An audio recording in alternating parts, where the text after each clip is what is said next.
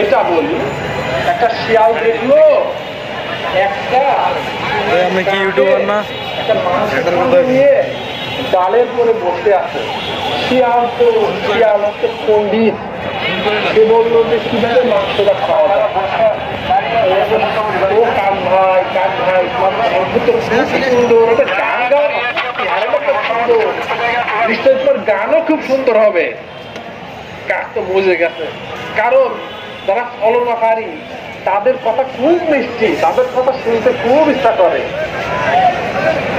এখন গান কি করবে, করছে মাংস খন্ড পড়ে গেছে, শিয়াল মাংস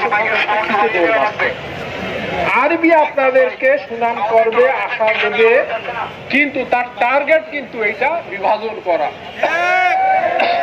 বিভাজন করে নিয়ে যে কি করবে, আপনাকে ওখানে মারবে আর আন্দোলনটা দুর্বল হয়ে পড়বে, সবাইকে মারবে।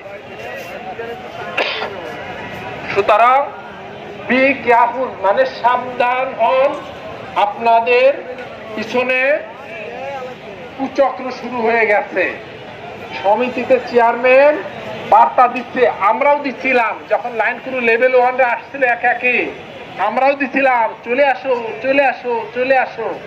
ওরা কেউ আসে নাই, কেউ আসে নাই, কিন্তু ওদের দাবি তো অনেকখানি পূর্ণ হয়ে গেছে। আসলে কি হতো, দাবি পূর্ণ হতো না, এখান থেকে যাওয়া যাবে না। আর একটা কথা বলি, আগে ছোটবেলায় গল্প পড়ছি, কার গল্প, মাসুদ রানা না কার গল্পে পড়ছি, যে কাল্পনিক ভাম্পায়ার আছে, ভাম্পায়ারে মানুষ মরে গেলে নাকি ভাম্পায়ার হয়, রক্ত চুষা হয়। তারা মানুষকে পাইলে এই রগের ভিতরে কামড়িয়ে ধরে করে রক্ত চুষে খেয়ে নেয়। তাহলে এই লোকটাও আবার ভাম্পায়ার হয়ে যায়। হ্যাঁ, আমার আরবি চেয়ারম্যান মহোদয় আরবি শেখ হাসিনার সময়ে সম্ভবত ওনার গলার এখানে কামড়িয়ে রক্ত খেয়েছে, উনি ভাম্পায়ার হয়ে গেছে। হ্যাঁ, এখন ওই রক্ত খাওয়ার নেশাটা ওর ভিতরে চলে আসছে, সে কিন্তু রক্ত খাওয়ার জন্য ছটফট করছে।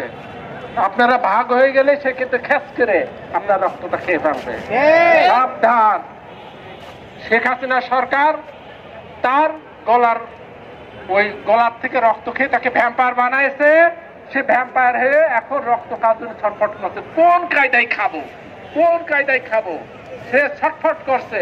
ডিভাইডেশন রুল, ওদেরকে বলো চলে আসতে, বলো 1 সপ্তাহ কামাই হয়ে যাওয়ার অসুবিধা নেই, চাকরি হয়ে যাবে। বি কেয়ারফুল, সাবধান হন।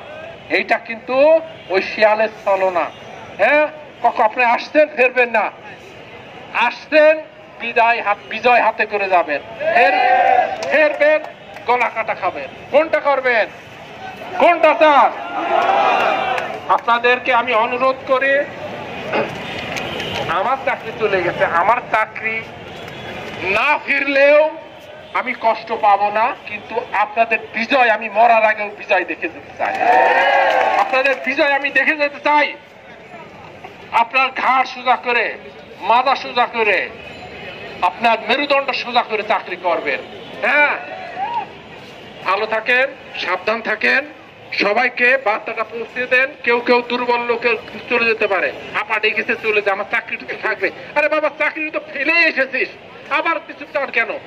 চাকরি আমি হাতে করে নিয়মিত হয়ে যাব আমি।